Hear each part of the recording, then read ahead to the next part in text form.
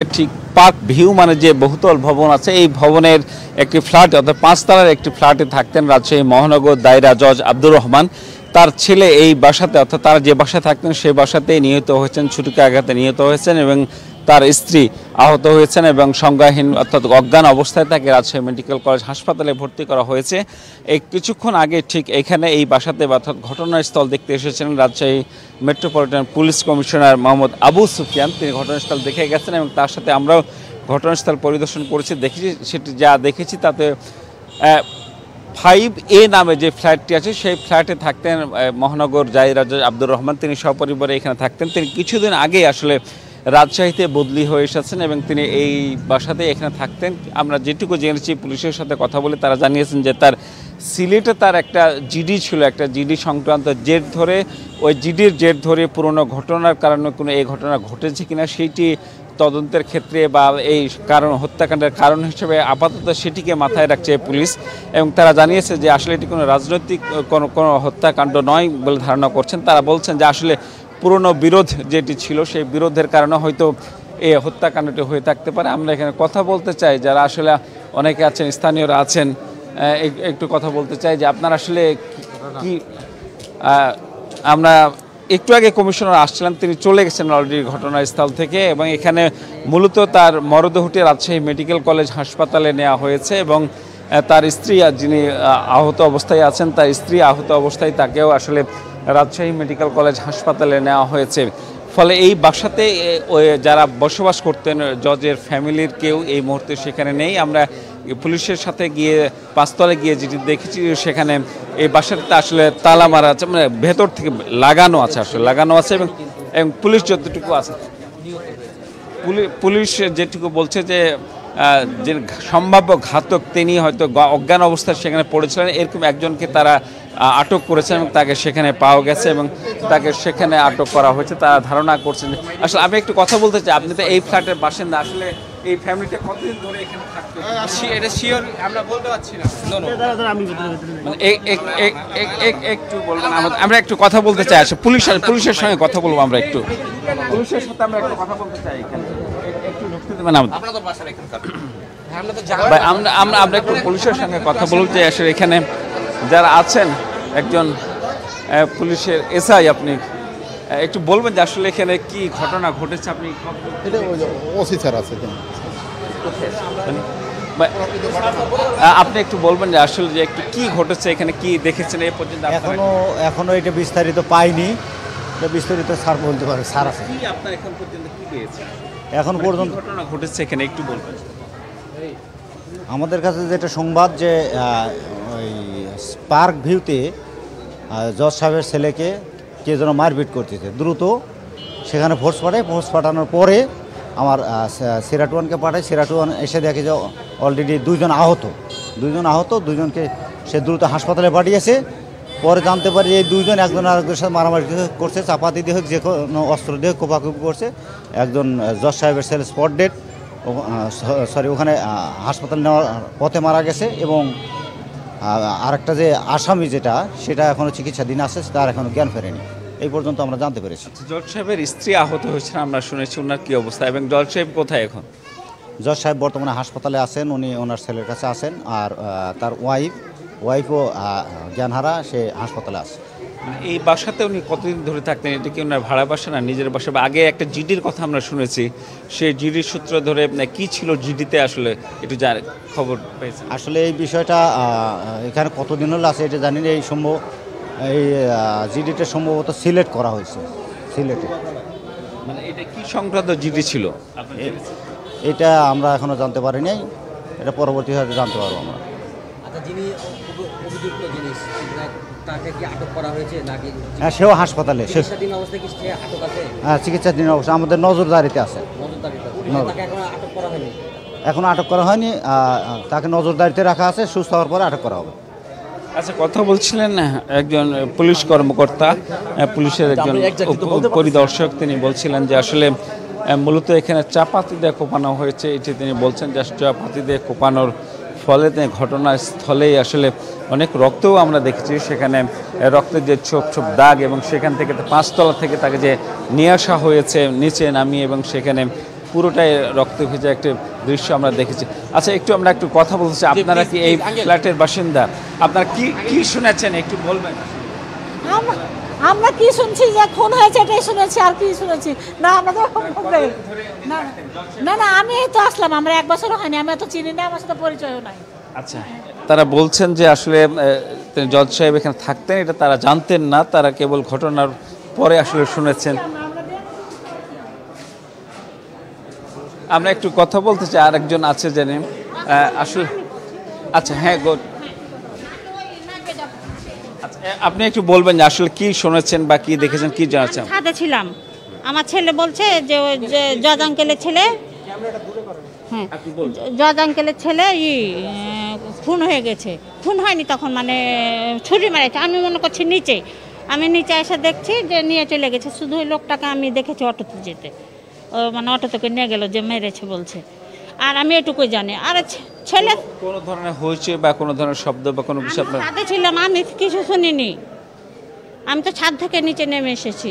আচ্ছা, এই ফ্যামিলিটা এখানে কতদিন ধরে থাকতো বা এর আগে কেউ এসে কোনো ঝগড়াঝাটি বা গন্ডগোলের কোনো? আমি বলছি আমি প্রথম ফ্ল্যাটে উঠেছি, আর এই ফ্যামিলিটা মনে হয় কাছাকাছি 7-8 মাস হয়ে যাবে এখানে আসছে। এখানে ভাড়া থাকতেন না? ভাড়া জি, ভাড়া আছে। আচ্ছা, তাহলে এই ঘটার সময় কি এত বড় ফ্ল্যাটে বা এত বড় বিল্ডিংয়ে কেউ দেখেনি বা কেউ ছিল না এরকম কিছু?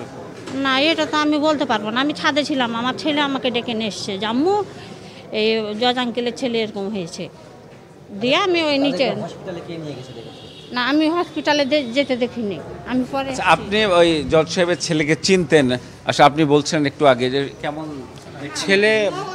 ছেলে শান্তশিষ্ট ভদ্র ছিল, তার কোনো খারাপ আচরণ কোনো কিছু নাই, একদম সবার কারোর সাথে মিশতেও না, একদম ভদ্রশিষ্ট ছিল। এটুকু। আপনি কখন শুনেছেন যে এরকম ঘটনা ঘটেছে? আমি জানি না, আমি স্কুলে ছিলাম, স্কুল থেকে এসে আমি 5টার দিকে এই ঘটনা শুনেছি, আর কিছু জানি না আমি এইটুকু। যে ঘটনাস্থলে যিনি নিহত হয়েছেন জজের ছেলে তৌসিফ রহমান সুমন, তিনি একটি স্কুলে ক্লাস 9-এ পড়তেন, 9-এ পড়তেন এবং তিনি এইখানে কোনো একটা বিরোধের জের ধরে আসলে ঘটনাটি ঘটেছে বলে প্রাথমিকভাবে ধারণা করছে পুলিশ। এবং এখন আমরা একটু কথা বলতে চাই, রাজশাহী মেট্রোপলিটন পুলিশের মুখপাত্র এবং উপ পুলিশ কমিশনার গাজীউর রহমান আছেন, তিনি কথা বলছেন। একটু জানবেন যে এখন পর্যন্ত আসলে কি জানা গেল এবং ঘটনাটা কি ঘটেছে, আপনারা কতটুকু জানতে পেরেছেন? আমরা প্রাথমিকভাবে যেটা জানতে পেরেছি যে এই হত্যাকারী এখানে যে জজ সাহেবের যে ওয়াইফ আছে তাদের পূর্ব পরিচিত, তাদের সাথে যে কোনোভাবে একটা সম্পর্ক গড়ে উঠেছিল। এর প্রেক্ষিতেই এখানে দারোয়ানকে ভাই পরিচয় দিয়ে ঢোকার পর সেখানে কোনো একটা বিষয় নিয়ে তাদের মধ্যে কথা কাটাকাটি হয় এবং কথা কাটাকাটির এক পর্যায়ে সে তাদেরকে আক্রমণ করে, তারাও বাঁচার লক্ষ্যে তাকে আক্রমণ করে। এই পর্যায়ে জজ সাহেবের ছেলে সে গুরুতর আহত হয় এবং পরবর্তীতে সে মারা যায়। জজ সাহেবের ওয়াইফ এবং যে হত্যাকারী তারা উভয়ে আহত অবস্থায় আছে এবং তারা অজ্ঞান অবস্থায় আছে। তো তাদের সেন্স ফিরে আসলে আমরা আরও বাকি বিষয়গুলো জানতে পারবো। ইতিমধ্যে আমরা এই হত্যাকাণ্ডের যে ঘটনাস্থলটিও এখান থেকে আমরা বিভিন্ন আলামত সংগ্রহ করছি, এগুলো বিশ্লেষণ করব। আমাদের সিসি ফুটেজ আছে, এগুলো বিশ্লেষণ করলে আমরা পুরো ঘটনাটার সম্পর্কে পুরো তথ্য আমরা পাবো এবং আপনাদেরকে অনতি বিলম্বে জানাতে পারবো। আমরা প্রাথমিকভাবে যতটুকু জানতে পারছি সম্ভবত তার বাড়ি গাইবান্ধা জেলায়। পরিচয় কি নাম পরিচয়? নাম সম্ভবত লিমন হক, এরকম একটা নাম। কিভাবে তার সাথে পরিচয় ছিল? আমরা এতটা এখনও তথ্য পাই নাই, কারণ যে ভিকটিম জজ সাহেবের ওয়াইফ যার সাথে তার পরিচয় বলছে সেও তো আহত এবং অজ্ঞান অবস্থায় আছে। জজ সাহেবের স্ত্রী না জজ সাহেবের পুত্রবধূ? আসলে যতটুকু জানি তার ওয়াইফ, জজ সাহেবের ওয়াইফ। হত্যাকাণ্ডের ধরন দেখে আসলে আপনারা কি ধারণা করছেন? কোনো চাকু জাতীয় জিনিস হবে। হ্যাঁ, ওইখানে একটা জিডি করা হয়েছে এরকম আমরা জানতে পেরেছি। প্রাথমিকভাবে যতটুকু জানতে পেরেছি সেটা হচ্ছে যে এই লোকটা গরিব ছিল, জজ সাহেবের ওয়াইফের সাথে যে কোনোভাবে পরিচয় হয়েছে, সিম্প্যাথির দৃষ্টিকোণ থেকে তাকে অর্থনৈতিকভাবে হেল্প করত, এই সূত্রেই তার সাথে পরিচয়। পরবর্তীতে আরও টাকা পয়সা চাচ্ছিল, আর টাকা পয়সা হয়তো বা দিচ্ছিল না, এরকম একটা বিষয়কে কেন্দ্র করে জিডি করা। আমরা ওই ঘটনার সঙ্গে কি এই ঘটনার কোনো যোগসূত্র আছে? আমরা এটাই ধারণা করতেছি যে এই ঘটনার সাথে এটার সম্পর্ক থাকতে পারে। এখন যে ভিকটিম এবং যে আক্রমণকারী তারা এখনও জীবিত আছে, বাট অজ্ঞান আছে। তাদের সেন্স ফিরলে, তাদের মুখ থেকে শুনলেই আমরা আসল ঘটনাটা জানতে পারবো। তার বয়স কত বা কি নাম? তার ছেলের নাম আমি এই মুহূর্তে আপনাদের বলতে পারছি না, নামটা আছে। যেহেতু সপ্তম শ্রেণীতে পড়ে, তার বয়স কত হতে পারে? সপ্তম শ্রেণীর 12-13 বছর বয়স হবে। ওকে কেন মারলো, মানে কিভাবে মারলো? কি মানে এইটি তো ধস্তাধস্তির একটা পর্যায়ে, রুমের ভিতরের ঘটনা। সেখানে ছিল 4 জন, কাজের বুয়া ছিল। কাজের বুয়ার সাথে এখন আমরা কথা বলতে পারি নাই, আমরা তার সাথে কথা বলার চেষ্টা করছি। আর বাকি যে 3 জন, একজন তো মারা গেছে আর 2 জন এখন সেন্সেসে আছে। সুতরাং প্রত্যক্ষদর্শীর সাথে কথা না বললে ভিতরে আসলে কী ঘটেছিল বোঝা মুশকিল। না, দর্শক ছিল। সঠিক। কথা বলছিলেন রাজশাহী মেট্রোপলিটন পুলিশের মুখপাত্র উপকমিশনার গাজীউর রহমান। তিনি যেটি বলছেন যে আসলে পূর্ব শত্রুতার জের ধরে আসলে এই ঘটনা ঘটে থাকতে পারে, কারণ এর আগে একটা জিডি হয়েছিল। সেই জিডির পরে এখন সম্ভাব্য ঘাতক হিসেবে শনাক্ত করা হয়েছে। তিনি গাইবান্ধা বাড়ি বলে এরকম একটা পুলিশের কাছে তথ্য আছে, এবং পুলিশ যেটি বলছে যে আসলে এই জজ সাহেবের স্ত্রীর সঙ্গে একজন ব্যক্তির যোগাযোগ ছিল, এবং সেই যোগাযোগটি একেবারে দারিদ্রতার জায়গা থেকে তিনি তাকে আর্থিক সাহায্য করতেন।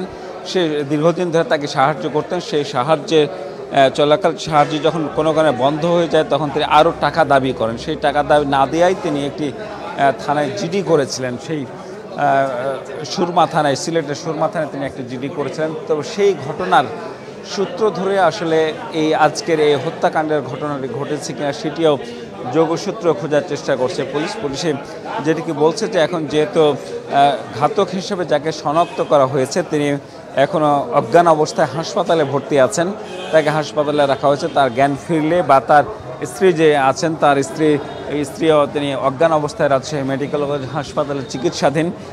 তাদের যে কোনো একজনের জ্ঞান ফিরলে হয়তো প্রকৃত ঘটনা জানা যাবে, সেটি বলছেন। আমরা আরও একটু কথা বলবো এখানে যে এই ভবনের যিনি প্রধান ফটকের যিনি নিরাপত্তা প্রহরী ছিলেন, তার সাথেও একটু কথা বলতে চাই যে আসলে তিনি কতটুকু ঘটনা দেখেছেন বা কতটুকু জানেন। আমরা একটু তার সাথে কথা বলতে চাই। এবার নতুন আড়াইটে। হ্যাঁ, আমি তো জানি না, লোকজন যাওয়া আসা করছে, আমি তো গেটেই টানায় আছি। বলতে পারবো না। আমার নাম মেসের আলী। ওই ব্যক্তি যখন ঢোকে এখানে, তখন আপনি ছিলেন এই গেটে, কি পরিচয় সে ঢুকেছিল?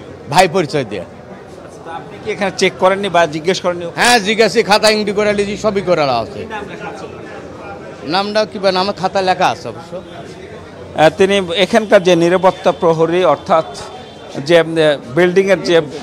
বিল্ডিংয়ের যে প্রধান ফটকের যে নিরাপত্তা দায়িত্বে থাকেন, তিনি যেটুকু আমাদেরকে বলেছেন যে তিনি দুপুর 2টা বা 2:30টার দিকে এক ব্যক্তি ভাই পরিচয়, অর্থাৎ এই পরিবারের এক ভাই পরিচয়ে সেখানে প্রবেশ করেছেন, তার ফ্ল্যাটে প্রবেশ করেন, এবং প্রবেশ করার পরে উপরে যে ঘটনা ঘটেছে সেটি তিনি জানেন না বলে তিনি দাবি করছেন। এরপর তিনি জানতে পারেন যে সেখানে হত্যাকাণ্ডের ঘটনা হয়েছে। এরপর বিষয়টি জানাজানি হলে স্থানীয়রা মিলে রাজশাহী মেডিকেল কলেজ হাসপাতালে নিয়ে যায় আহত অবস্থায় জজের স্ত্রী এবং জজের ছেলেকে। কিন্তু জজের ছেলে ইতিমধ্যে সেখানে মারা গেছেন, ঘটনাস্থলেই মারা গেছেন, অর্থাৎ মৃত ঘোষণা করেছেন ডাক্তারেরা। তো সব মিলিয়ে রাজশাহী মহানগর দায়রা জজ আব্দুর রহমানের ফ্ল্যাটে যে হত্যাকাণ্ডের ঘটনা